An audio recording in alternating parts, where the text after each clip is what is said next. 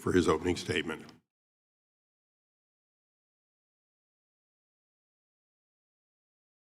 Thank you, Mr. Chairman.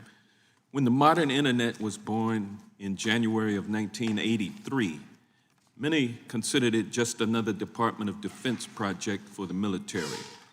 But thanks to taxpayer funding, the United States was able to partner with research universities and eventually private companies to harness this innovation for use by the general public.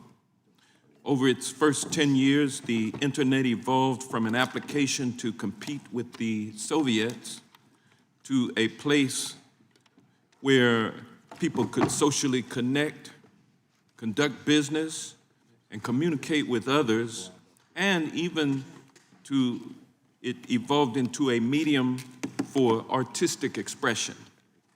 Today, it's hard for many of us to imagine a world without new recipes at our fingertips, instant news updates, or pictures of our friends and family on our social media news feeds.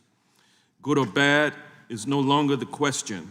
The internet is inescapable from modern society. This is quickly becoming the same with generative artificial intelligence, which has been adopted by businesses and consumers alike in just a few short years. Even with widespread adoption of transformative technology, it is imperative that we continue to protect rights holders when technology is used to steal intellectual property, defraud consumers, and increase inequality. Products available online from a trusted website can seem identical to those at brick-and-mortar stores, but instead are produced with harmful chemicals or contain dangerous malware. These nearly identical knockoffs can damage your favorite brand's reputation and harm their ability to stay in business. Websites that miraculously have Project Hail Mary streaming for free really are too good to be true. And that product with Tom Hanks in the commercial may not have actually been endorsed by Tom Hanks, just a replica created with AI. Some of these may seem harmless at first glance, but they matter to me and my constituents. Film and TV spending in Georgia, the Hollywood of the South, hit $4.4 billion in 2022 with 412 productions, but increased costs have devastated our film and TV market. Spending was down $2.3 billion in the last fiscal year with just 245 productions. Our writers and actors need jobs to keep creating, and market changes have made that all the more difficult to achieve. Across creative industries, innovators from writers and software developers to musicians and painters are watching their works used to train AI models for free, while the barrier to entry gets higher and higher.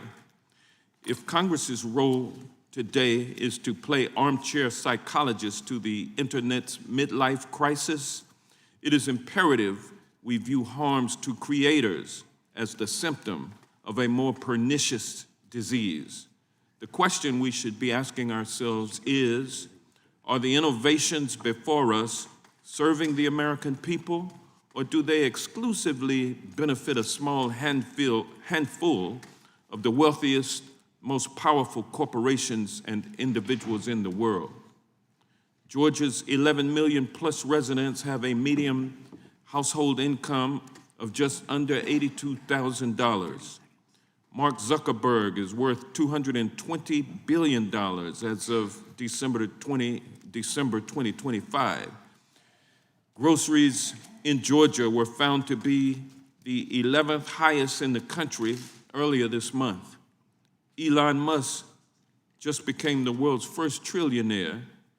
Homes in 79% of Georgia's counties are considered unaffordable for the average worker. Jeff Bezos just spent an estimated nearly $50 million on his wedding. Americans are clearly facing an affordability crisis, but those at the very top are doing well. and getting wealthier and wealthier every day. The price of everyday consumer devices, such as your laptops and computers, have continued to climb, now to an estimated 15 to 25%. Data centers are driving up utility costs, straining the grid, and degrading the quality of the everyday appliances families depend on, like our air conditioning and heating systems. Senior citizens are having to choose between paying their utility bills and their prescriptions. And the rich get richer, the middle class shrinks, and the poor get poorer. The benefits from technological innovations, while impressive, are minimized if everyone can't enjoy their benefits. We can do this by meaningfully deploying technology in a way that uplifts us all. This means acknowledging creators as a key part of the ecosystem that is building AI and compensating them as such. This means enacting protections for American workers, building responsibility, and deploying equitably.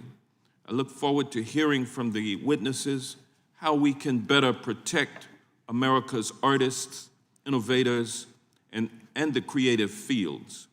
I thank Chairman Issa for holding this important hearing, and I yield back the balance of my time. Gentleman yields back.